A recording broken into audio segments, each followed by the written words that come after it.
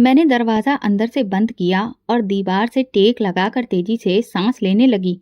मेरे हाथ कांप रहे थे, दिल बेतहाशा धड़क रहा था और माथे पर पसीने की बूंदें जमा हो रही थीं। बाहर के कमरे में नैना की घुटी-घुटी सिसकियां अब भी सुनाई दे रही थी। मैंने आंखें बंद की, मगर वो चीखें मेरे दिमाग में और भी तेज गूंजने लगी। ये सब मेरी वजह से हुआ था, ये सब मैंने किया। लेकिन क्या सच में कसूर मेरा था, या मैं एक ऐसी मुश्किल में कैद थी जिससे निकलने का कोई रास्ता नहीं था? मेरी शादी को 3 साल हो चुके थे, लेकिन ऐसा लगता था जैसे मैंने सारी जिंदगी किसी के कहने में गुजार दी हो। मेरा पति अमर एक ईमानदार और मोहब्बत करने वाला इंसान था, मगर उसकी सबसे बड़ी जिम्मेदारी उसकी मानसिक रूप से कमजोर बहन नैना थी। नैना एक मासूम बच्ची के जैसी थी।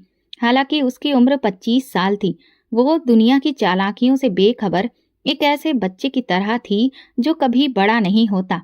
मगर मुश्किल ये थी कि वो सिर्फ मानसिक रूप से नहीं बल्कि शारीरिक रूप से भी मोहताज थी। उसकी एक टांग खराब थी, जिसकी वजह से वो ज्यादातर वक्त घर पर ही रहती थी।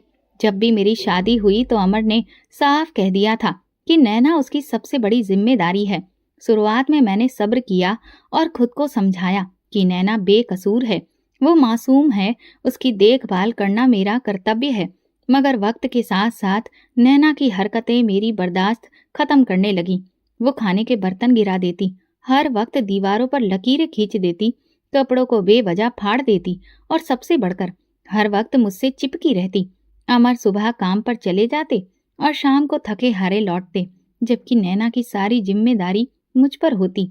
आज भी ऐसा ही एक दिन था। मैंने दिन भर काम किया, घर संभाला और रात हुई तो बस कुछ पल आराम करना चाहती थी। मगर जैसे ही मैंने चाय का कप हाथ में लिया, नैना दौड़ती हुई आई और टेबल से मेरा पसंदीदा कप नीचे गिरा दिया। चीनी का कप फर्श पर गिरा और टूट कर बिखर गया। मेरा सब्र टूट चुका था। मैंने गुस्से में नैना को बाजू से पकड़ा और जोर से झिंझोड़ा, तुम हमेशा ऐसा क्यों करती हो? तुम्हें समझ में क्यों नहीं आता? नैना का चेहरा खौफ से सफेद पड़ गया था। वो सहम कर पीछे हटी। उसने कुछ कहना चाहा, मगर उसकी आंखों में आंसू तैरने लगे। मैंने अपनी सांसों को काबू में करने की कोशिश की, लेकिन दिल के अंदर अजीब बेचैनी थी। उसी रात मैंने पहली बार सोचा, अगर नैना मेरी जिंदगी से चली जाए तो क्या होगा? मैं खुद को कई बार समझा चुकी थी कि वो एक मासूम बच्ची के जैसी है, मगर मेरी बर्दाश्त अब खत्म हो रही थी। आज मैंने दोपहर के खाने के बाद किचन साफ किया और अपनी पसंदीदा चीनी की प्लेट अलमारी में सजा दी। वो प्लेट मेरी माँ की निशानी थी और मैं उसका बहुत ख्याल रखती थी। जैसे ही मैं कमरे में जाने लगी, अचानक एक जोरदार आवाज आई। मेरा दिल धक्क से रह गया। मैं पलटी तो देखा, नैना अलमारी के पास खड़ी थी और नीचे फर्श पर प्लेटों के टुकड़े बिखरे पड़े थे। वो शर्मिंदा आंखों से मुझे देख रही थी। उसकी मासूम शक्ल पर डर था, जैसे कि जानती हो कि अब क्या होने वाला है। मुझे नहीं मालूम कि मेरे अंदर ऐसा क्या तूफान उठा, मगर अगले ही पल मेरा हाथ नैना के गाल पर जा चुका था। एक जोरदार थप्पड़। नैना की आंखें हैरत और तकलीफ से भर गई। वो कुछ पल के लिए पत्थर बन गई, फिर जमीन पर बैठकर जोर जोर से रोने लगी। भाभी, मैंने जानबूझकर नहीं किया, वो सिसक रही थी। लेकिन मेरे अंदर का गुस्सा ठंडा ही नहीं हो रहा था कि अचानक दरवाजे की घंटी बजी। अमर घर आ चुका था। मेरे हाथ कांपने लगे। मैं जल्दी से नैना के आंसू पोंछे और उसे कमरे में भेज दिया। अमर अंदर आया और मैंने मुस्कुराकर कहा, नैना सो रही है। लेकिन दिल में बेचैनी की चिंगारी सुलग चुकी थी। नैना की लगातार रुलाई की आवाज मेरे कानों में गूंज रही थी, मगर मैंने अपने कमरे का दरवाजा अंदर से बंद कर लिया था। मैं चुपचाप आंखें बंद कर ली, लेकिन नींद आना तो दूर, मेरे दिमाग में एक अजीब सी हलचल मची हुई थी। ये सिलसिला आखिर कब तक चलेगा? मैंने खुद से सवाल किया और फिर मन में खतरनाक ख्याल पैदा होने लगे। अगर नैना मेरी जिंदगी से निकल जाए तो कैसा होगा? पहले तो मैंने खुद को इस ख्याल से दूर किया। मैं ऐसा सोच भी कैसे सकती हूँ? मगर जितना मैं इस ख्याल से बचने की कोशिश कर रही थी, उतना ही वो मेरे दिमाग में जड़ पकड़ने लगा। मैंने गहराई से सोचना शुरू किया, अगर मैं उसे किसी अनाथालय में छोड़ दूं? नहीं, अमर कभी भी ये बर्दाश्त नहीं करेगा। अगर मैं किसी तरह उसे किसी हादसे का शिकार कर दूं? नहीं, ये बहुत खतरनाक है। जहर? ये ख्याल पहली बार मेरे मन में आया तो मेरा शरीर कांप उठा। फिर मैंने गहरी सांस ली और सोचा, ये सबसे आसान तरीका है। कोई सबूत नहीं, कोई शक नहीं, और सबसे बढ़कर नैना को तकलीफ नहीं होगी। मगर मैं ये सब क्यों सोच रही थी? मैं इतनी पत्थर दिल कैसे हो सकती थी? मैंने खुद को रोकने की कोशिश की, मगर दिमाग में वही ख्याल घूम रहे थे। अगले दिन नैना ने खाने के दौरान अचानक फरमाइश की, भाभी, मुझे वो वाली खीर चाहिए जो आपने पिछली बार बनाई थी। मैं चौंक कर उसे देखने लगी। नैना की आंखों में मासूमियत थी, मगर मेरे दिल में तूफान उठ चुका था। हाँ, जरूर बना दूंगी, मैंने धीमी आवाज में कहा। वो खुशी से ताली बजाने लगी, लेकिन मैं अंदर ही अंदर किसी और ही दुनिया में खो चुकी थी। अगर मैं उसे खीर में जहर मिलाकर दूं तो? ये सोचते ही मेरे हाथ कांपने लगे, मगर ये ख्याल दिमाग से जाने का नाम नहीं ले रहा था। नैना की खुशी से चमकती आंखें मुझे अंदर से बेचैन कर रही थीं। वो बार बार मेरे पीछे आकर मासूमियत से पूछ रही थी, भाभी खीर कब बनेगी? मैं मुस्कुराकर जवाब दे रही थी, मगर मेरे अंदर एक तूफान उठ रहा था। मुझे जहर चाहिए था, लेकिन सवाल ये था कि लाऊं कहाँ से? अगर मैं बाजार जाकर किसी से पूछती तो शक हो सकता था। अगर मैं किसी दवाई में जहर मिलाने की कोशिश करती तो गलती हो सकती थी। मैंने कई दिन तक सोचा, मगर कोई सुरक्षित रास्ता नहीं मिला। ये मौका कब और कैसे मिलेगा? फिर एक दिन मौका खुद मेरे दरवाजे पर आ गया। अमर को ऑफिस के काम से दूसरे शहर जाना था और वो 2 दिनों के लिए घर से जा रहा था। उसके जाते ही मेरे दिल में एक शैतानी ख्याल उतरा। अब मेरे पास वक्त था। अब मैं बिना किसी शक और डर के अपना प्लान तैयार कर सकती थी। उसी रात मैंने खीर बनाने की तैयारी शुरू कर दी। नैना खुशी से मेरे आसपास घूम रही थी।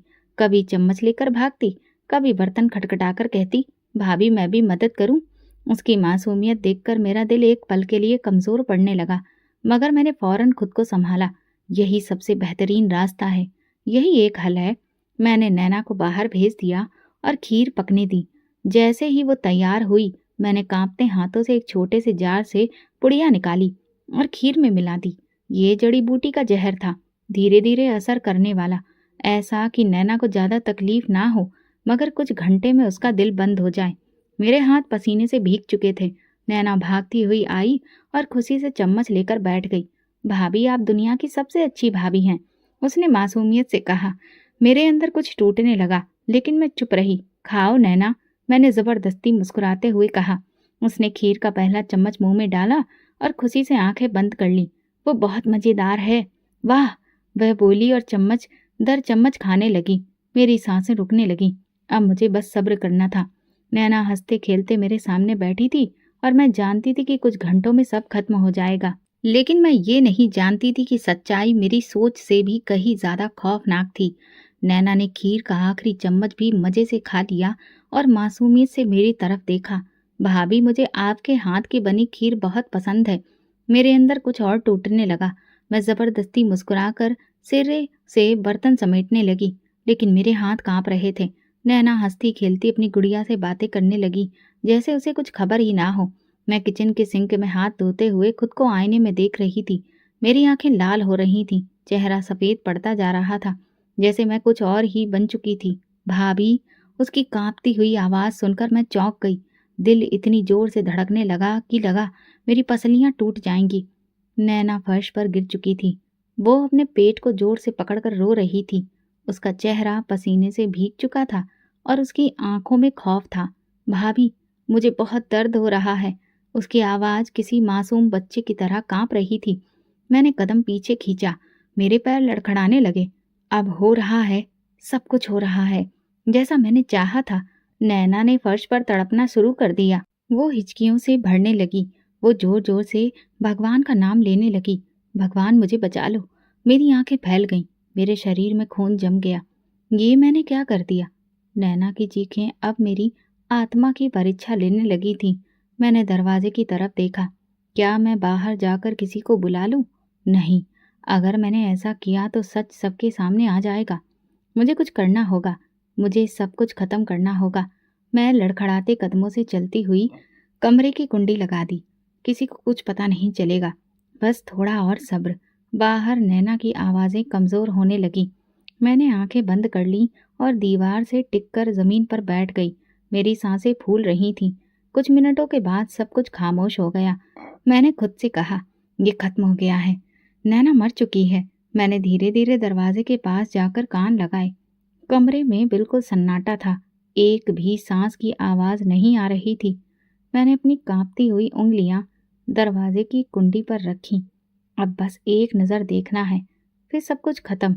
लेकिन मुझे नहीं पता था कि दरवाज़ा खोलते ही मेरी ज़िंदगी का सबसे भयानक लम्हा मेरा इंतज़ार कर रहा था। जैसे ही मेरी नज़र कमरे के अंदर गई, मेरे मुंह से एक चीख निकल गई। नैना वहीं ज़मीन पर पड़ी थी। उसके हाथ ढीले हो चुके थे, आंखें बंद थीं, चेहरा जड़ था। ये खत्म हो चुकी है।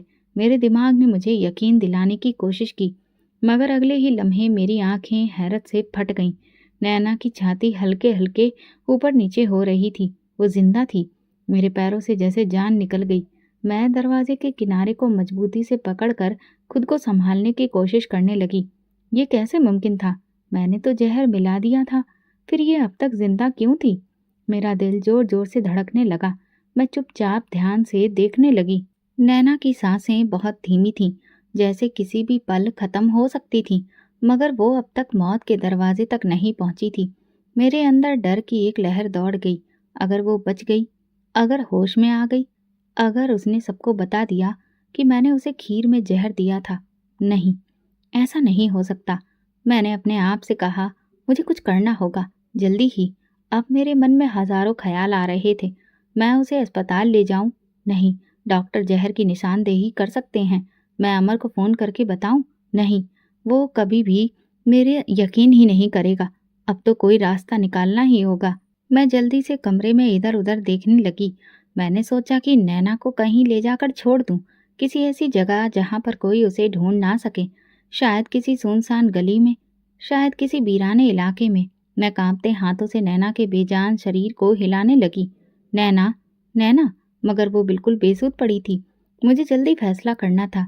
अगर ज्यादा वक्त लगाया तो कोई भी अंदर आ सकता था और फिर मैं बुरी तरह से फंस जाती। बस थोड़ा सा हौसला मेघना, थोड़ा सा और। मैंने खुद को यकीन दिलाया और जल्दी से पुराने कंबल में नैना को लपेटने लगी। उसका शरीर बेजान था, मगर अभी उसमें जिंदगी बाकी थी और यही सबसे बड़ा खतरा था। मुझे ये काम खत्म करना होगा, आज ही, अभी। मेरे दिल की धड़कन तेज हो रही थी, लेकिन मैंने अपने डर को नज़रअंदाज किया और उसे घसीटते हुए दरवाजे की तरफ ले जाने लगी।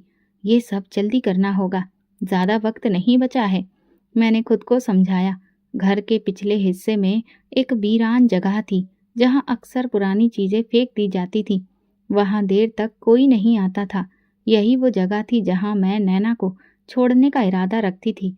ऐसी हालत में कोई उसे पहचान न सके, और अगर किस्मत ने साथ दिया तो शायद कोई आवारा जानवर या हालात उसे पूरी तरह से खत्म कर दें।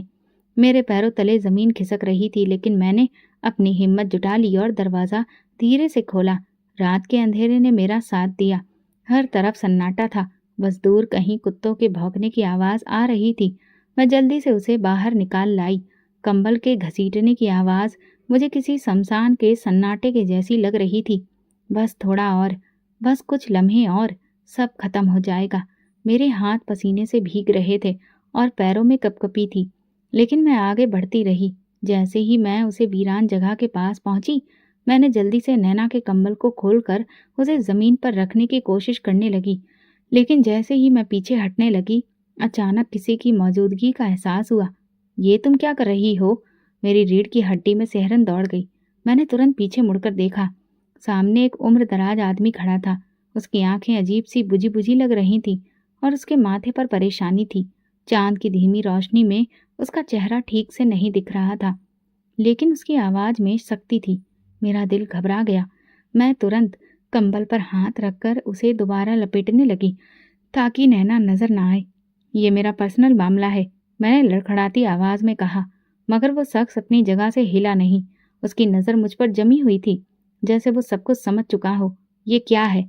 तुमने जमीन पर क्या फेंका है? वो धीरे धीरे मेरी ओर आने लगा। मेरे दिमाग में खतरे की घंटियां बजने लगीं। अगर उसने कंबल हटा दिया तो सब कुछ खत्म हो जाएगा। मैंने फौरन पीछे हटने की कोशिश की, लेकिन मेरा शरीर बेजान हो चुका था। ये सिर्फ पुराने कपड़े हैं, मैं उन्हें देखने आई थी, मैंने हकलाते हुए कहा, मगर उस इंसान की नज़र अभी भी मुझ पर टिकी थी। उसने शक की निगाह से कंबल की तरफ देखा, फिर मेरी कांपती हालत को ध्यान से देखा। मुझे लगता है यहाँ कुछ और चल रहा है। मैंने महसूस किया कि मेरे शरीर से खून खिंच गया हो। ये कौन है? क्या ये सब जान चुका है? ये सब कुछ मेरे खिलाफ हो रहा था और अब मेरा खेल और ज्यादा खतरनाक हो चुका था। ये क्या है और तुम यहाँ पर क्या कर रही हो? उसकी आवाज सख्त थी। ये कुछ नहीं है, मैंने जल्दी से जवाब दिया, मगर मेरी आवाज कांप रही थी। वो मेरी घबराहट को महसूस कर चुका था।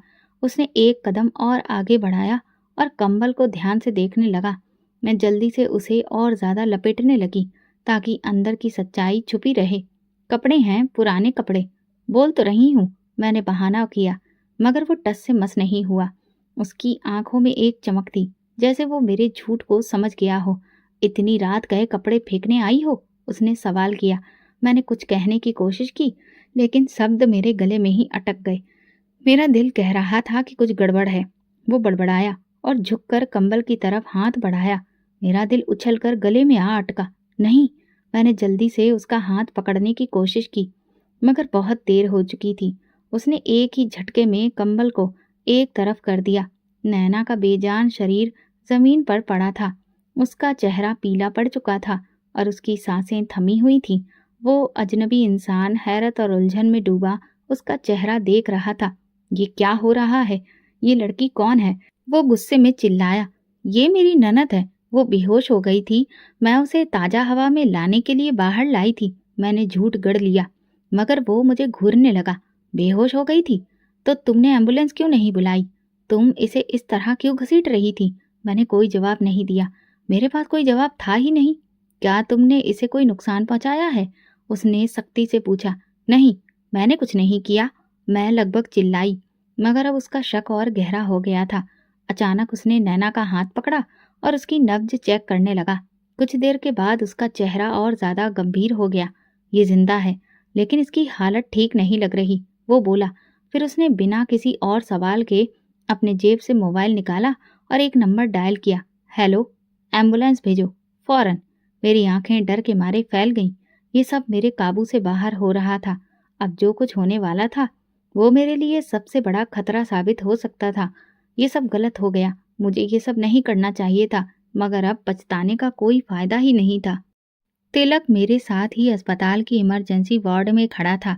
वो बार बार मुझ पर शक की नज़र डाल रहा था और मैं खुद को उसके सवालों से बचाने के लिए चुप थी।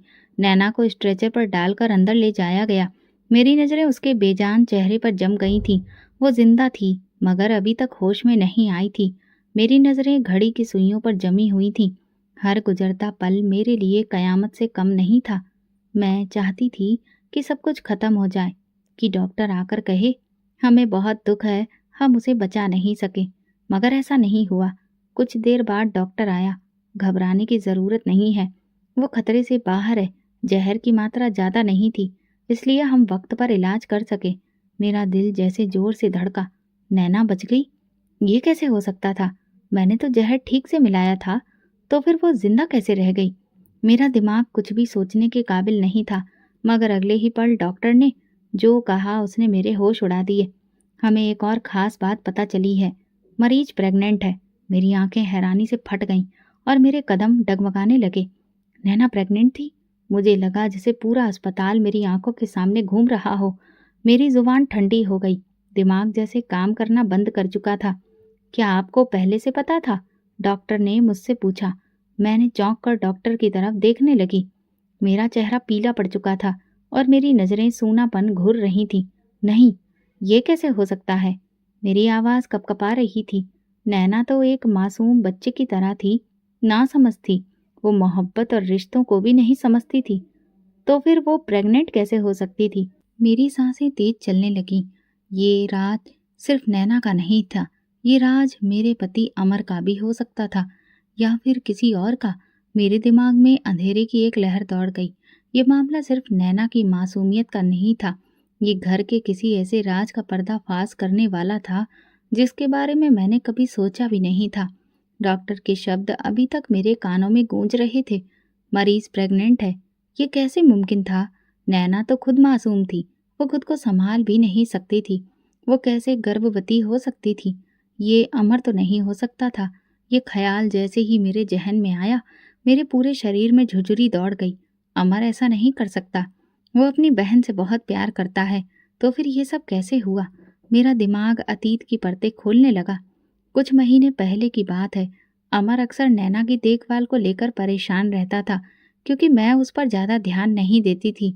एक दिन वो खुशी खुशी घर आया और मुझे बताया कि उसने नैना के लिए एक नया नर्स रखा है। रवि नाम है उसका। बहुत ईमानदार है और अच्छे दिल वाला लगता है। नैना का बहुत अच्छा ख्याल रखेगा। मैंने ज्यादा ध्यान नहीं दिया था, क्योंकि मैं हमेशा नैना को नजरअंदाज करती रहती थी। शुरू में रवि वाकई अच्छा नर्स साबित हुआ था। वो उसकी हर ज़रूरत का ख्याल रखता, उसे वक्त पर खिलाता, उसके साथ हल्का फुल्का खेलता भी था। नैना उसके साथ काफ़ी खुश दिखाई देती थी। अमर भी अब निश्चिंत था कि अब नैना को देखने वाला कोई है। मगर फिर अचानक वो गायब हो गया। ये ख्याल बिजली की तरह मेरे दिमाग में कौंधा। हाँ, मैंने एक दिन देखा था कि नैना बहुत खामोश बैठी थी, जैसे कुछ हुआ हो। जब मैंने अमर से रवि के बारे में पूछा, तो उसने बस इतना कहा, पता नहीं कहाँ चला गया, फोन भी बंद है और एजेंसी वालों को भी उसके बारे में कुछ नहीं पता। तो क्या ये सब उसी रवि की हरकत थी? मेरा दिल जोर जोर से धड़कने लगा। अगर वाकई ऐसा था तो इसका मतलब था कि नैना का इस्तेमाल किया गया था। वो नैना जो खुद को संभाल भी नहीं सकती थी, वो किसी का शिकार बन गई थी। मैंने उसकी हालत पर कभी गौर भी नहीं किया। पछतावे और खौफ ने मेरे शरीर को जकड़ लिया था। मैंने उसे हमेशा अपने लिए बोझ समझा, मगर मैंने कभी ये नहीं देखा कि वो खुद कितनी कमजोर थी। मगर अब जो हो चुका था, उसे बदला नहीं जा सकता था। मुझे अमर को बताना होगा। ये सच्चाई मेरी सोच से कहीं ज्यादा खौफनाक थी। मैंने खुद को संभालने की कोशिश की, मगर अंदर ही अंदर एक खौफ मेरी वजूद को जकड़ता जा रहा था। अगर पुलिस मामले में आई तो कहीं जहर देने का राज भी ना खुल जाए। अमर के कदमों की आवाज करीब आ रही थी। मैंने सर उठाया और देखा कि वो तेजी से मेरी तरफ बढ़ रहा था। उसके चेहरे पर परेशानी, आंखों में बेचैनी और माथे पर गहरी सिलवटें थी। वो मेरे करीब पहुंचा और बड़े ही सताए लहजे में पूछा, नैना कहाँ है? वो कैसी है? मैंने बहुत मुश्किल से खुद को संभाला और धीरे से कहा, वो ठीक है। डॉक्टर कह रहे हैं कि जहर की खुराक ज्यादा नहीं थी, इसलिए वक्त पर इलाज हो गया। अमर ने हैरानी से मेरी तरफ देखा। जहर? नैना को जहर दिया गया था? नहीं, शायद कुछ खराब खा बैठी थी। मैंने जल्दी से सफाई दी, मगर मेरी आवाज में घबराहट थी। अमर ने गहरी सांस ली, जैसे कुछ सोच रहा हो, फिर बोला, मुझे उससे मिलना है। मैंने बस हामी में सिर हिलाया। हम दोनों वार्ड की तरफ बढ़ने लगे। नैना अभी बेहोश थी, उसके चेहरे पर परेशानी छाई थी। अमर ने उसकी तरफ एक नजर देखा, धीरे से उसके सिर पर हाथ रखा। उसकी आंखों में बहुत दुख था। कुछ लम्हों बाद डॉक्टर आया। उसने अमर को देखा और गंभीरता से कहा, मिस्टर अमर, हमें आपसे जरूरी बात करनी है। अमर ने चौंक कर डॉक्टर की तरफ देखा। क्या नैना की हालत अभी भी खतरे में है? डॉक्टर ने गहरी सांस ली। नैना बेहतर हो रही है, मगर हमें कुछ और पता चला है। आपको इसके लिए तैयार रहना होगा। अमर उलझन में पड़ गया। क्या मतलब? क्या बात है? डॉक्टर ने एक पल के लिए मुझे देखा और फिर अमर को सीधा देखते हुए कहा, नैना प्रेग्नेंट है। ये सुनकर अमर का रंग उड़ गया। उसने एक पल के लिए कुछ नहीं कहा, जैसे उसकी सांसें रुक गई हों। फिर उसने धीरे से सिर झटका, जैसे यकीन नहीं आ रहा हो कि ये क्या कहा जा रहा है। आप ये कैसे कह सकते हैं? डॉक्टर ने अफसोस के साथ सर झुकाया। हमने टेस्ट किया है, रिपोर्ट्स बिल्कुल सही हैं। नैना पेट से है। उसकी मानसिक हालत को देखते हुए ये मामला बहुत संजीदा है। अमर एक पल के लिए बिल्कुल चुप हो गया, फिर उसके चेहरे की हालत गुस्से में बदलने लगी। उसने कसकर मुट्ठियां भींच ली। ये किसने किया? वो गुस्से से दहाड़ा। मैंने महसूस किया कि मेरी सांसें रुकने लगी थी। अगर अमर को पता चल गया कि नैना के साथ ये जुल्म किसने किया है, तो वो किसी भी हद तक जा सकता है। ये केस पुलिस में जाएगा। अमर ने एकदम से फैसला किया। नैना के साथ जो कुछ हुआ, मैं उसे यूं ही जाने नहीं दूंगा। मेरा दिल जैसे गले में आ गया। पुलिस नहीं, अगर जांच हुई तो, अगर किसी को जहर के बारे में पता चल गया तो। मेरी आंखों के सामने अंधेरा छाने लगा। मैं गुनाह छुपाने की कोशिश कर रही थी, मगर अब हालात मेरे काबू से बाहर हो रहे थे। ये जो भी किया गया है, मैं मुजरिम को छोड़ूंगा नहीं। अमर की आवाज में एक प्रतिज्ञा थी। हाँ, पुलिस को तुरंत जानकारी देनी चाहिए। नैना की हालत खुद से नहीं हुई, उसे किसी ने नुकसान पहुंचाया है। अमर ने सख्ती से कहा और फोन निकालकर नंबर मिला दिया। मेरा दिल तेजी से धड़कने लगा। कुछ ही घंटे में पुलिस अस्पताल पहुंच चुकी थी। एक इंस्पेक्टर और 2 कांस्टेबल अंदर दाखिल हुए और अमर ने फौरन उन्हें सारी बात बतानी शुरू कर दी। मैं चुपचाप खड़ी थी, मगर मेरे अंदर खौफ का साया बढ़ता जा रहा था। नैना की हालत इस वक्त नाजुक है, वो बेहोश है, मगर हमें पता चला है कि वो पेट से है। अमर ने दांत पीसते हुए कहा। वो एक मासूम बच्चे की तरह है, उसे कुछ पता नहीं चलता। फिर ये सब कैसे हो सकता है? इंस्पेक्टर ने गंभीरता से सारी बात सुनी और पूछा, क्या आपको किसी पर शक है? अमर कुछ लम्हे खामोश रहा, फिर उसने गहरी सांस ली। कुछ महीने पहले एक नर्स था, वो ना जाने कहाँ गायब हो गया था। शायद वो। इंस्पेक्टर ने नोटबुक निकालकर कुछ लिखा और कहा, हमें रवि के बारे में सारी जानकारी चाहिए होगी और हम नैना की मेडिकल रिपोर्ट का भी जायजा लेंगे। मेरा दिल जोर से धड़क उठा। अगर डॉक्टर ने जहर के बारे में भी कुछ बताया तो? नैना अभी बेहोश थी, मगर उसकी हालत बिगड़ रही थी। डॉक्टर बार बार चेक कर रहे थे, मगर उनके चेहरे पर परेशानी साफ थी। कुछ देर बाद एक सीनियर डॉक्टर अमर के पास आकर गहरी सांस लेते हुए बोला, मिस्टर अमर, हमें आपसे ज़रूरी बात करनी है। हमने फौरन सवालिया नज़रों से देखा। क्या हुआ? नैना की हालत कैसी है? डॉक्टर ने गंभीरता से कहा, उसका बच्चा बहुत मुश्किल में पहुंच चुका है। उसकी जानी और जिस्मानी हालत ऐसी नहीं है कि वो बच्चे को और संभाल सके। अमर के चेहरे पर उलझन के आसार हो गए। क्या मतलब? डॉक्टर ने धीमी आवाज में कहा, ये बच्चा उसकी जान के लिए खतरा बन सकता है। हमें जल्द से जल्द इस बच्चे को खत्म करना होगा, वरना नैना की जिंदगी खतरे में पड़ सकती है। अमर के चेहरे का रंग उड़ गया। मैंने महसूस किया कि मेरे दिल की धड़कन तेज हो रही थी। ये सब बहुत तेजी से बदल रहा था।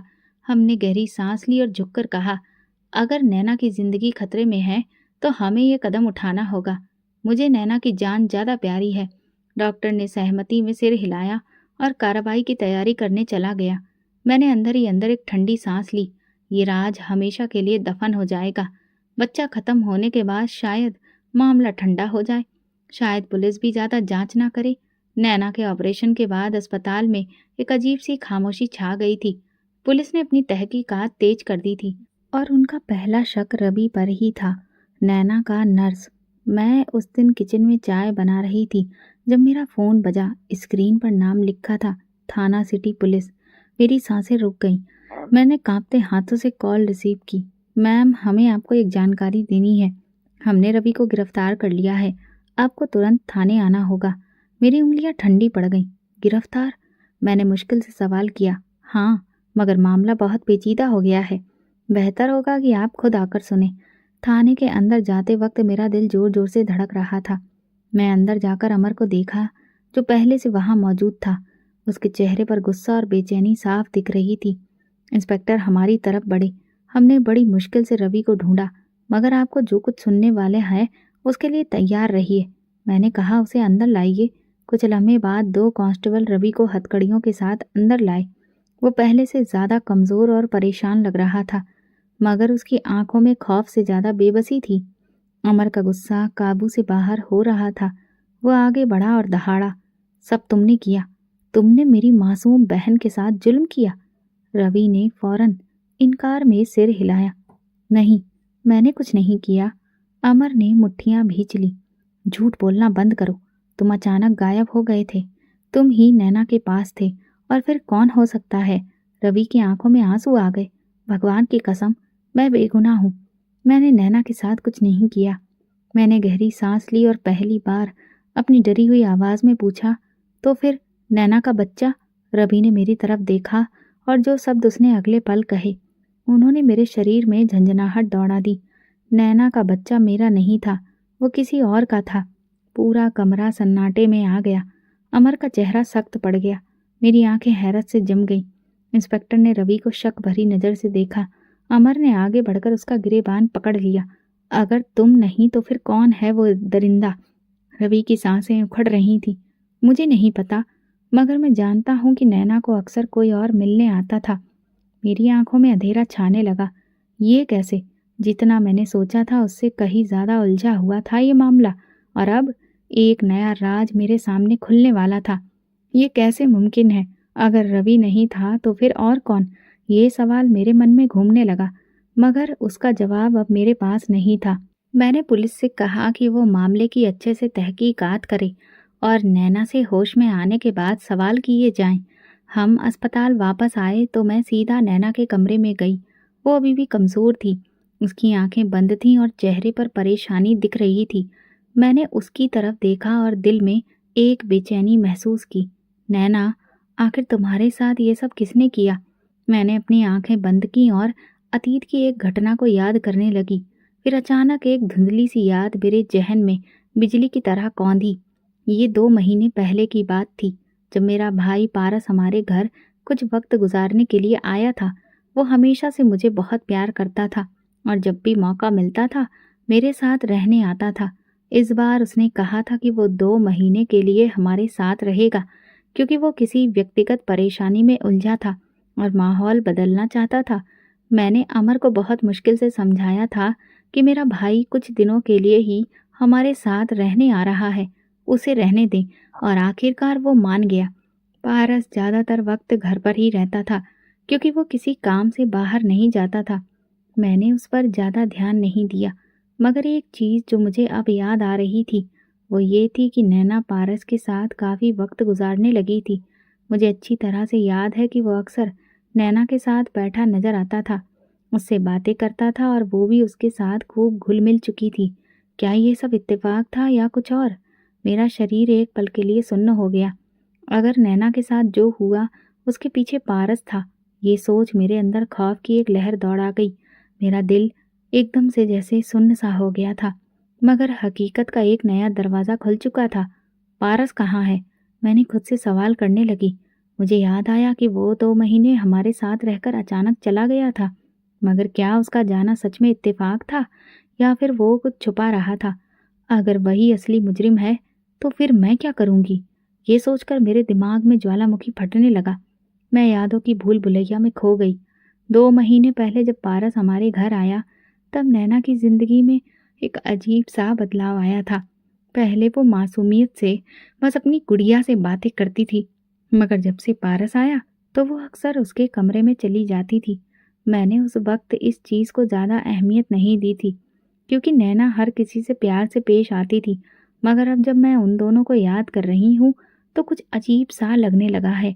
मुझे अच्छी तरह याद है कि एक रात मैं देर तक जाग रही थी और मैंने देखा था कि नैना चुपके से पारस के कमरे से निकल रही थी। मैंने उसे रोका था और पूछा था, नैना तुम इस वक्त यहाँ क्या कर रही हो? उसने मुस्कुराकर कहा था, भाई ने मुझे चॉकलेट दी थी। मैंने उस वक्त हंसकर बात को टाल दिया, मगर आज वो वाक्य मेरे दिमाग में हथौड़े की तरह बज रहा था। क्या सच में ये सिर्फ चॉकलेट थी या कुछ और? मेरा दिल कांपने लगा था। अमर मेरे पास आया और बोला, मेघा, मैं पुलिस से कह रहा हूँ कि वो रवि को और ज़्यादा दबाव में ले। मुझे यकीन है कि वो झूठ बोल रहा है। मैंने हकलाते हुए कहा, अमर, अगर रवि बेगुनाह हुआ तो? अमर ने हैरानी से मेरी तरफ देखा। तुम कहना क्या चाहती हो? मैंने अपने होंठ दबाकर सिर झुका लिया। बस ये कि अगर मुजरिम कोई और हो। अमर की आंखें सिकुड़ गईं। मतलब तुम्हें किसी पर शक है? मैं कुछ कहने ही वाली थी कि मेरा फोन बज उठा। स्क्रीन पर एक ऐसा नाम चमक रहा था जिसे देखकर मेरा दिल जोर से धड़क उठा। पारस। मैंने जल्दी से कॉल रिसीव की। हेलो दीदी। पारस की आवाज़ में अजीब सी घबराहट थी। दीदी तुम कहाँ हो? मेरी आवाज़ ठंडी हो चुकी थी।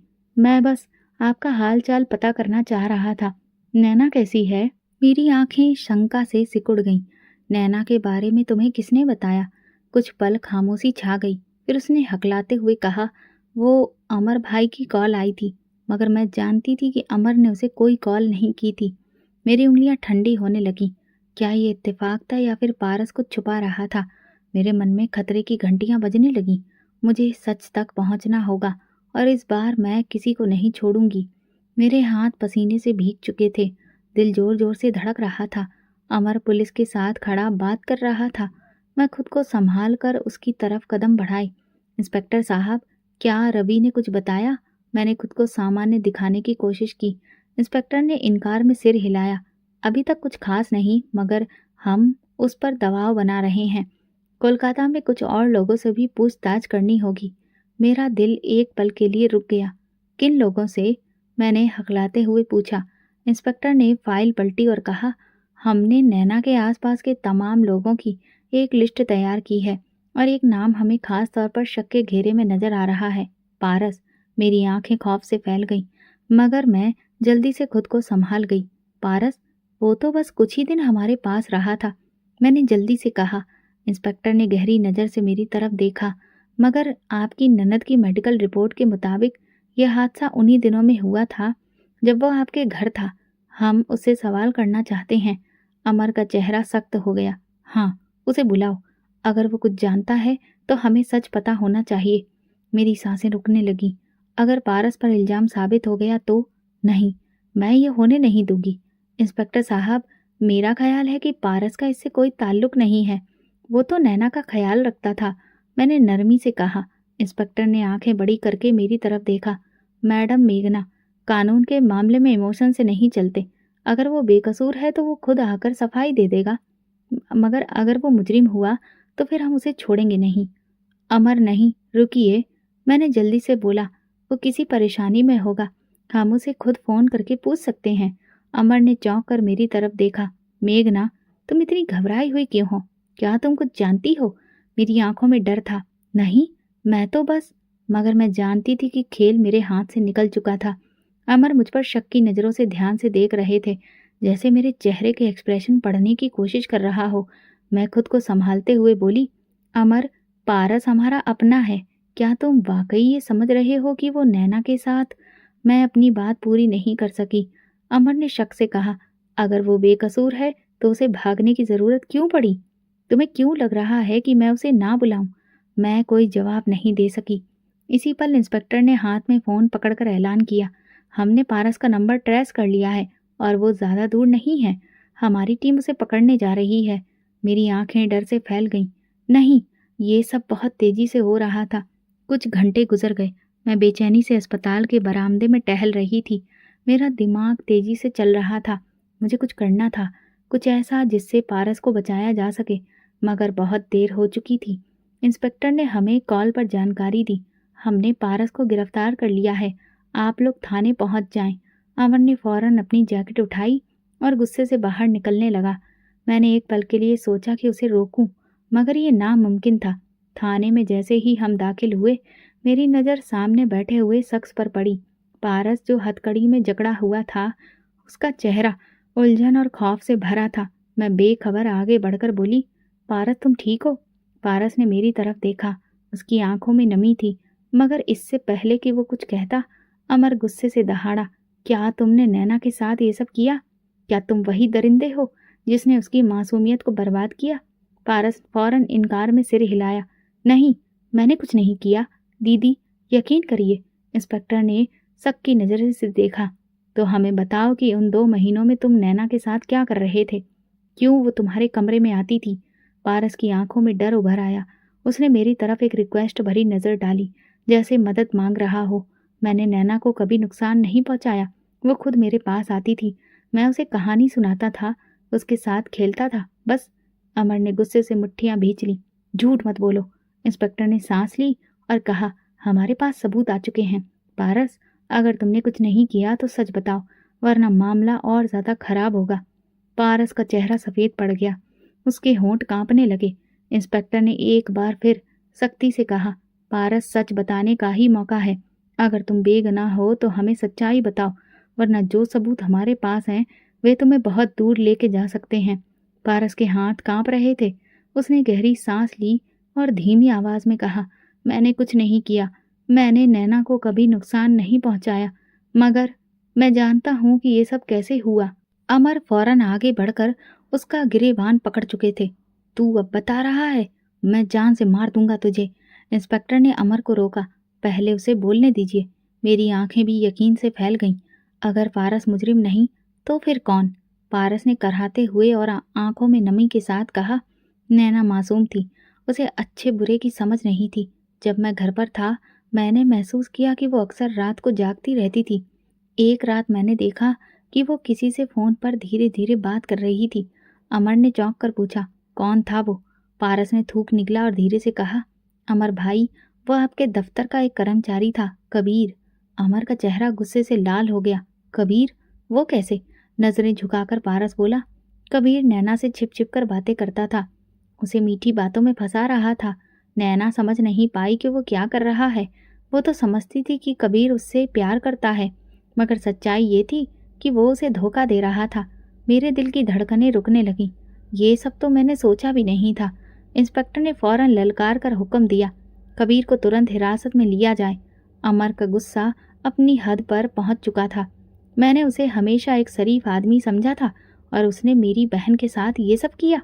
मैं उसे जिंदा नहीं छोड़ूंगा। इंस्पेक्टर ने गंभीरता से कहा, हमें कानून को अपना काम करने देना होगा। मिस्टर अमर, मैं पारस की तरफ देखा। उसका चेहरा शर्मिंदगी से झुका हुआ था। दीदी, मैं माफ़ी चाहता हूँ कि मैंने ये सब पहले नहीं बताया, मगर मैं भी डरा हुआ था। मुझे लगा कि अगर मैं सच बोलूँगा तो आप सब लोग मुझ पर शक करेंगे।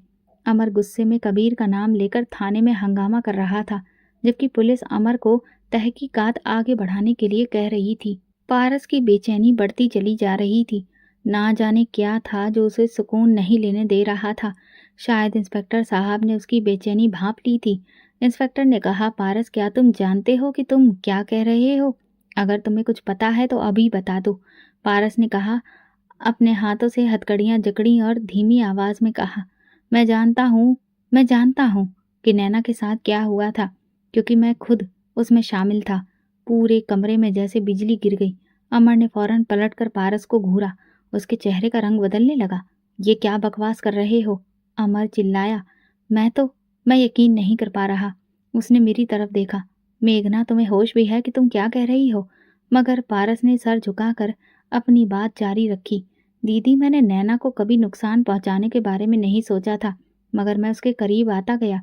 उसे उसकी मासूमियत में इतना डूबा पाया कि मैं अपने जज्बातों पर काबू नहीं रख सका। वो मुझे अपना समझती थी, मुझ पर भरोसा करती थी, और मैंने उसके भरोसे को तोड़ दिया। मेरी सांसें रुक गईं।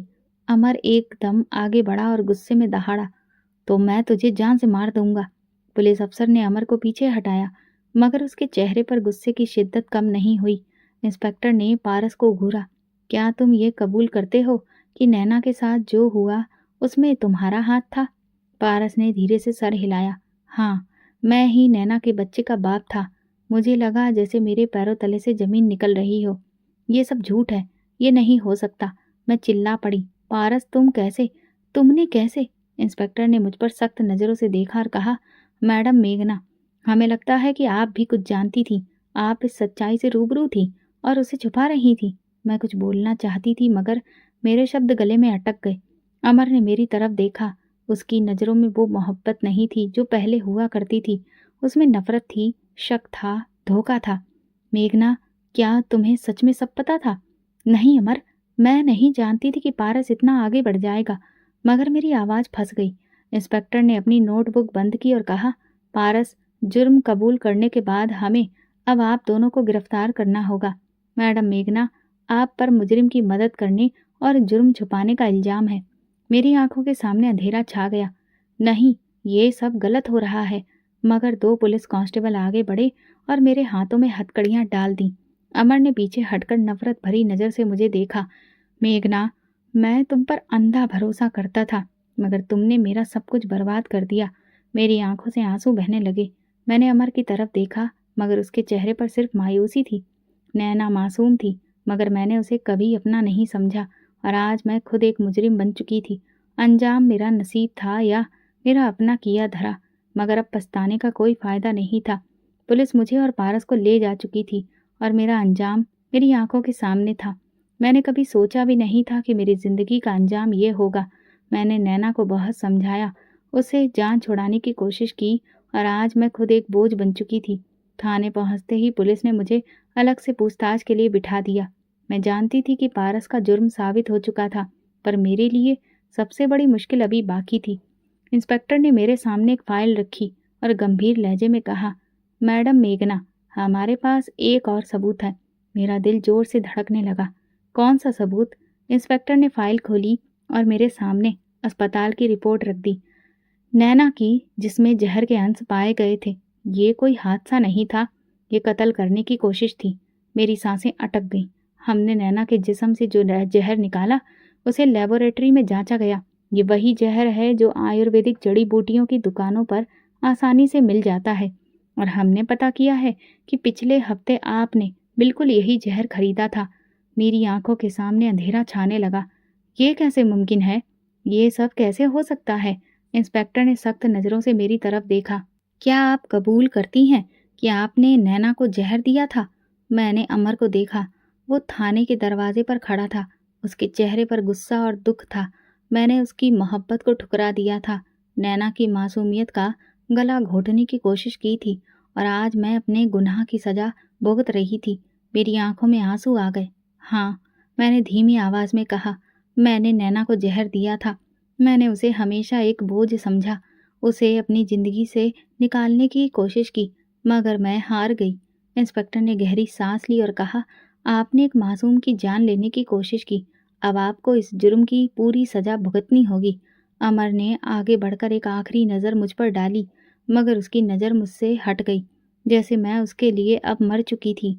नैना मासूम थी, मगर मैंने उसे कभी अपना नहीं समझा। मैंने अपने हाथों ही अपना अंजाम लिखा था। पुलिस मुझे और पारस को अदालत में पेश करने के लिए ले जाने लगी, और मैं एक आखिरी बार उस दुनिया को देख रही थी जिसे मैंने बर्बाद कर दिया था।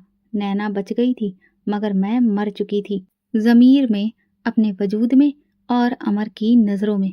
दोस्तों, अगर आपको हमारी कहानी पसंद आई हो तो कमेंट करके ज़रूर बताइए। वीडियो को लाइक करिए और ज़्यादा से ज़्यादा शेयर करिए। अगर आप चैनल पर नए हैं तो सब्सक्राइब ज़रूर करें और नोटिफिकेशन बेल को दबाएं ताकि अगली अपडेट सबसे पहले आपको मिले। धन्यवाद।